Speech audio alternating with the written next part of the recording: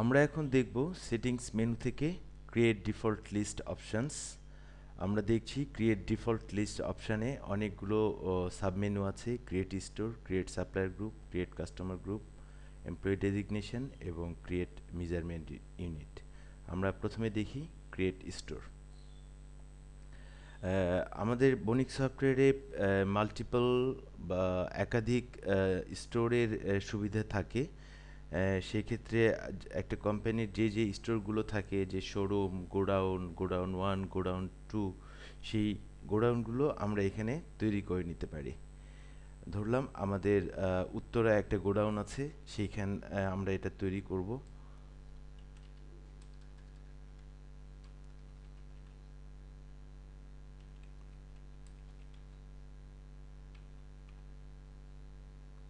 Uttara godown save. আমরা এখন দেখতে পেলাম যে উত্তরা গোডাউনটা তৈরি হয়ে গেল। যদি আমাদের কোনো বানান ভুল হয়, এক্ষেত্রে আমরা এখানে সেটার উপর সিলেক্ট করব। সেটার উপর সিলেক্ট করার পরে ওইটা উপরে চলে আসবে এবং এখানে সেই প্রয়োজনীয় ভুলটা ঠিক করে আমরা যদি আবার আপডেটে ক্লিক করি, সেটা আমাদের এখানে চলে আসবে। আমাদের এই ক্রিয়েট স্টোর অপশান থেকে যতগুলো স্টোর আমরা তৈরি করব, আমরা সেলস করা কিংবা পারচেস করার ক্ষেত্রে আমাদের ততগুলো স্টোরি এইখানে এই লিস্টে শো করবে। যেমন আমরা এখনই তৈরি করলাম উত্তরা গোডাউন, এখানে আমাদের চলে আসলো। আবার আমরা যদি পারচেসে দেখি, দেখব যে আমাদের যতগুলো গোডাউন আমাদের ডিফল্ট লিস্টে তৈরি করা আছে, সেগুলো এখানে আমাদের চলে এসেছে। আমরা এখন দেখি ক্রিয়েট সাপ্লায়ার গ্রুপ। একটা কোম্পানি যে পণ্যগুলো নিয়ে ব্যবসা করে, সেই পণ্যগুলো তারা অনেকগুলো সাপ্লায়ারের থেকে কিনতে পারে। যেমন, এবং সেই সাপ্লায়ারগুলোকে তারা একটা গ্রুপের মধ্যে অন্তর্ভুক্ত করতে পারে। সেই গ্রুপগুলো আমরা এখানে তৈরি করে নিতে পারি। যেমন এখানে আছে সিমেন্ট, রড, ফার্টিলাইজার। আমরা যদি আরেকটা কোনো আমাদের গ্রুপের দরকার হয়, সেক্ষেত্রে আমরা এখানে তৈরি করে নিতে পারি। এখানে যেমন প্রোডাক্ট অনুযায়ী গ্রুপ তৈরি করা আছে, সেক্ষেত্রে আমরা আবার জেলা দিয়েও আমরা গ্রুপ তৈরি করতে পারি, যে ঢাকার সাপ্লায়ার, চিটাগাংয়ের সাপ্লায়ার, কুমিল্লার সাপ্লায়ার। ধরলাম আমরা নতুন একটা সাপ্লায়ার গ্রুপ তৈরি করছি, ঢাকা। ঢাকা গ্রুপ তৈরি করলাম, এখানে সেভে ক্লিক করলাম, আমাদের নতুন একটা সাপ্লায়ার গ্রুপ তৈরি হয়ে গেল। আমরা যখন সাপ্লায়ার মেনু থেকে ক্রিয়েট সাপ্লায়ার তৈরি করব, নতুন একটা সাপ্লায়ার ইনফরমেশন এন্ট্রি করব, তখন এখানে আমাদের যে কটা গ্রুপ আমাদের ডিফল্ট লিস্টে তৈরি করা আছে, সেই কয়টা আমাদের এখানে শো করবে। কারণ যখনই আমি একটা কোনো সাপ্লায়ার তৈরি করতে যাব, আমাকে কোনো না কোনো একটা গ্রুপ এখান থেকে সিলেক্ট করতে হবে। আমরা এখন দেখি customer group, create customer group. ঠিক একইভাবে কাস্টমার গ্রুপ তৈরি করা যায়। যেমন customer group, wholesale group, retail group. আবার এলাকা ভিত্তিক আমরা কাস্টমার তৈরি করতে পারি। যেমন একটা হোলসেল ডিলারের অনেক এরিয়াতে তাদের কাস্টমার, ছোট ছোট রিটেল কাস্টমার থাকে, সেই কাস্টমারগুলোকে তারা এলাকা ভিত্তিতে তৈরি করতে পারে। ধরলাম আমরা আমাদের মিরপুর, আমরা একটা কাস্টমার গ্রুপ তৈরি করতে চাই। কারণ মিরপুরে আমাদের 10-15টা কাস্টমার আছে, সেই কাস্টমারগুলো আমরা মিরপুর গ্রুপের আন্ডারে নিব। তাহলে আমরা এখানে মিরপুর লিখলাম, লিখে সেভ করলাম।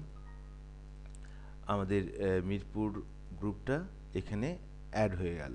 আমরা যখন কোনো সাপ্লায়ার তৈরি করতে যাব, তখন আমাদেরকে এখানে আমরা যখন কোনো কাস্টমার তৈরি করতে যাব, নতুন কাস্টমার, তখন আমাদেরকে আমরা যে কটা গ্রুপ আমরা আগে তৈরি করেছি, সেই কটা গ্রুপ এখানে চলে আসবে। আমরা যখন কোনো একটা কাস্টমার তৈরি করব, তখন সেই কাস্টমারের নামটা লিখে এখানে গ্রুপ সিলেক্ট করে আমাদেরকে সেভ করতে হবে। তাহলে আমরা যখন অ্যাকাউন্ট ব্যালেন্স দেখব বা কোনো রিপোর্টিং দেখব, তখন আমরা গ্রুপ ওয়াইজ, কাস্টমারের গ্রুপ ওয়াইজ আমরা একটা রিপোর্ট দেখতে পারি। তারপরে আমরা দেখি এমপ্লয়ি ডেজিগনেশন। এমপ্লয়ি ডেজিগনেশন আমরা এমপ্লয়ি মেনু থেকে যখন আমরা নতুন একটা এমপ্লয়ি তৈরি করি, তখন এখানে আমাদেরকে এমপ্লয়ি ডেজিগনেশনটা সেট করে দিতে হয়, যে তার ডেজিগনেশনটা কি। সেই ক্ষেত্রে কোম্পানির যে ধরনের কর্মচারীগুলো আছে এবং তাদের যে ডেজিগনেশনগুলো থাকে, সেই ডেজিগনেশনগুলো আমরা এখানে সেট করে নিতে পারি। এখানে দেখা যাচ্ছে accountant, transport officer, sales representative, আমরা ধরে নিতে পারি যে তাদের একটা মার্কেটিং ম্যানেজার আছে, তাহলে আমরা এখানে মার্কেটিং ম্যানেজারটা তৈরি করে নিলাম। আমরা যদি এখানে মার্কেটিং ম্যানেজারটা তৈরি করে নিই, সেক্ষেত্রে আমরা যখন এমপ্লয়ি তৈরি করব, তখন আমরা এখানে মার্কেটিং ম্যানেজারটা পেয়ে যাব। এখন দেখি ক্রিয়েট মেজারমেন্ট ইউনিট। আমরা এখানে বনিক্স সফটওয়্যারে যখন আমরা কোনো একটা আইটেম তৈরি করব, সেই আইটেমগুলোর একটা মেজারমেন্ট ইউনিট বা পরিমাপের একক থাকে। এইটা কেজিতে বিক্রি হয়, অথবা পিসে বিক্রি হয়, অথবা টনে বিক্রি হয়, অথবা পাউন্ডে বিক্রি হয়, অথবা লিটারে বিক্রি হয়। তো একটা ব্যবসা প্রতিষ্ঠানে যে আইটেমগুলোর নিয়ে তারা ব্যবসা করে, সেই আইটেম বা পণ্যগুলির পরিমাপের এককগুলো আমরা এখানে তৈরি করে রাখতে পারি। যেমন এখানে আছে ব্যাগ, কেজি, লিটার। কোনো আইটেম পিস হিসেবে বিক্রি হয় বা ডজন হিসেবে বিক্রি হয়। যদি ডজন হিসেবে বিক্রি হয়, সেক্ষেত্রে আমরা এখানে ডজনটা তৈরি করে নিতে পারি। পিস হিসেবে বিক্রি হয়, সেক্ষেত্রে আমরা এখানে পিস তৈরি করে নিতে পারি। তাহলে যখন আমরা নতুন আইটেম তৈরি করব, তখন আমরা ওই আইটেমের বা পণ্যের পরিমাপের এককটা কি, সেটা আমরা এখান থেকে সিলেক্ট করে দিতে পারি, যে সেটা ডজন অথবা পিস অথবা কেজি অথবা ব্যাগ